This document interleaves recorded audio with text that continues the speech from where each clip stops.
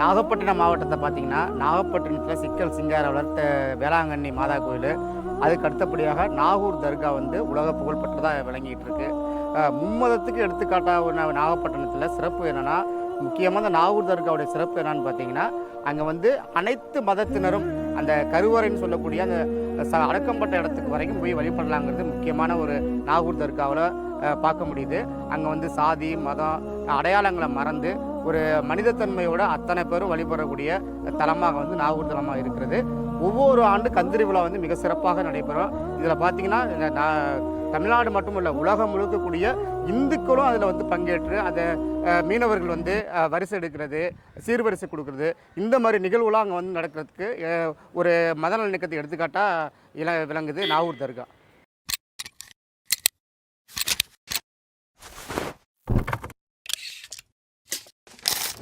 நாகூர் தர்கா அப்படின்னாலே மத நல்லிணக்கத்துக்கு எடுத்துக்காட்டாக உள்ள ஒரு மாவட்டத்தில் நாகூர் தர்கா இருக்கிறது எங்களுக்கு ஒரு மிகப்பெரிய ஒரு சிறப்பு. குறிப்பாக இப்போ செய்தியாளராக நாங்கள் செய்தி எடுக்க போகிறப்ப அதிகாலை ஒரு 4 மணிக்கு இந்த சந்தனம் அந்த பூசுகிற வைபவம் வந்து ஆண்டாண்டு காலமாக அந்த எடுக்கிற ஒரு நிகழ்வாக நான் பார்க்குறேன்.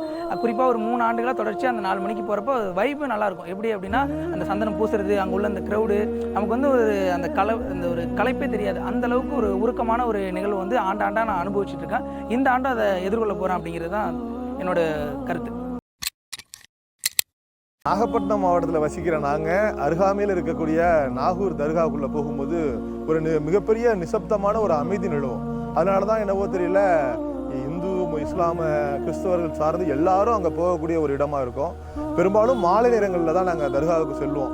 அங்கே செல்லும்போது ஒரு மெடிடேஷன் பண்ணும்போது என்ன ஒரு மன அமைதி இருக்குமோ, தர்காவுக்குள்ளே நீங்கள் போய் உட்காந்தாலே போதும், அந்த மன அமைதியை வந்து எல்லாருமே பயனடையலாம் அந்த மன அமைதியில். இதுதான் அப்படி தான் சொல்லணும். எங்களுக்கு தர்கா அப்படின்னு சொன்னால் அங்கே இருக்கக்கூடிய அமைதியான சூழலும், எந்த ஒரு சத்தமில்லாத ஒரு மௌனமுள்ள ஒரு அமைதியான ஒரு சாந்தமான இடத்தை தான் நாங்கள் தர்காவை சந்திக்கிறோம். நாகப்பட்டினத்தை பொறுத்த வரைக்கும் எம்மதத்துக்கும் சம்மதமான ஊருன்னு சொல்லலாம். உலகளாவிய புத்த மதத்திலேருந்து கிறிஸ்துவ இஸ்லாமிய இந்து மதம் வரைக்கும் உள்ள ஊர்னால் அது நாகப்பட்டினம் மட்டும்தான். ஆனால் குறிப்பாக நாகூரை பொறுத்த வரைக்கும், நாகூர்னு சொன்னாலே கந்தூரி திருவிழா தான். 10 ஆண்டு கூடு திருவிழா சிறப்பாக நடக்கும் 10 நாளைக்கு. இந்த திருவிழாவை பொறுத்த வரைக்கும் தமிழ் தாய்மொழியாக கொண்ட இஸ்லாமியர்கள் மட்டுமல்ல, அது இந்துக்களாக இருக்கட்டும், இந்தியாவில் உள்ள அனைத்து இந்துக்களாக இருக்கட்டும், மலையாளத்தில் பேசக்கூடிய இஸ்லாமியர்களாக இருக்கட்டும், உருது பேசக்கூடிய இஸ்லாமியர்களாக இருக்கட்டும், அனைத்து இனத்தை சார்ந்தவர்களும் இந்த நாகூரை நோக்கி வந்துக்கிட்டு தான் இருப்பாங்க. இது மிகவும் இறை நம்பிக்கை உள்ள ஒரு ஊருன்னு சொல்லலாம். நாகூர் ஆண்டவர் தர்கான்னு சொன்னதுமே எங்களுக்கு ஞாபகம் வர்றது, இது வந்து ஒரு சர்வ மதத்தினரும் வரக்கூடிய ஒரு வழிபாட்டு தலம்.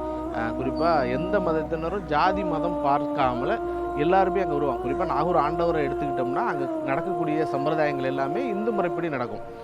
அதே போல் அங்கே இருக்கக்கூடிய வழிபாட்டு முறைகளுமே இந்து வழிபாட்டு முறைகளை கலந்துருக்கும். அதே போல் வெளியிலேருந்து, அதாவது வெளி மாநிலங்கள் வெளி நாடுகள்லேருந்து வர்றவர்களுக்கும் இங்கே வந்து இங்கே நாகூர் ஆண்டவர் தர்காவுக்கு வந்துட்டு போனாலே அவர்களுக்கு ஒரு நல்லது நடக்கும் அப்படிங்கிறது ஒரு இதாக இருக்குது, நம்பிக்கையாக இருக்குது. அந்த நம்பிக்கையை நானுமே இது பண்ணியிருக்கேன். ஒவ்வொரு வாரமும் வியாழக்கிழமையானால் நாங்கள் நாகூர் தர்காவுக்கு போய் ஆண்டவர் வழிபடுறதுங்கிறத நான் ஒரு வாடிக்கையாக வச்சுருக்கேன்.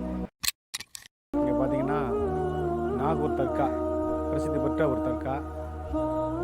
அதுபோல் வேளாங்கண்ணி பேராலயம், அந்த சிக்கல் சிங்காரவளர், இந்த 3 ஆலயங்களும் நாகப்பட்டினம் மாவட்டத்தில் ஒரு பிரசித்தி பெற்ற ஆலயங்கள். இந்த நாகூர் தர்காங்கிறது இந்த கந்தூரி விஷா ரொம்ப ஒரு பிரசித்தி பெற்ற விஷா. இங்கே வந்து அனைத்து மத மக்களும் நல்லிணக்கத்தோடு இது வேதம் பாராமல் வந்து வழிபடுறாங்க. வழிபட்டு இது வந்து நாகூர் ஆண்டவர்னு தான் சொல்லுவாங்க. ஆரம்ப காலத்தில் பார்த்திங்கன்னா நாகூர் ஆண்டவர்னு தான் சொல்லுவாங்க. அந்த அளவுக்கு பெயர் பெற்ற ஒரு ஆலயம் தர்கா. இப்போ நாளடைவில் அது தர்கா மட்டும் ஆரம்ப காலத்தில் உள்ள மக்கள்லாம் பார்த்திங்கன்னா நாகூர் ஆண்டவர்னு சொல்லுவாங்க. இது என்னென்னா, இப்போ வந்து இந்து மக்கள் வந்து பெரும்பாலும் அங்கே வந்து தங்கியிருந்து இந்த ஆலயத்தில் தர்காவில் தங்கியிருந்து வேண்டுதலை நிறைவேற்றி அவங்களுக்கு ஒரு நிறைவேற்றமாக அவங்களுக்கு ஒரு மன மகிழ்ச்சியோடு திரும்பி போகிறாங்க. அதனால் இந்த ஆலயத்தில் தர்காவில் வந்து வழிபடுறது வந்து அனைத்து மத மக்களும் வந்து வழிபடுறாங்க.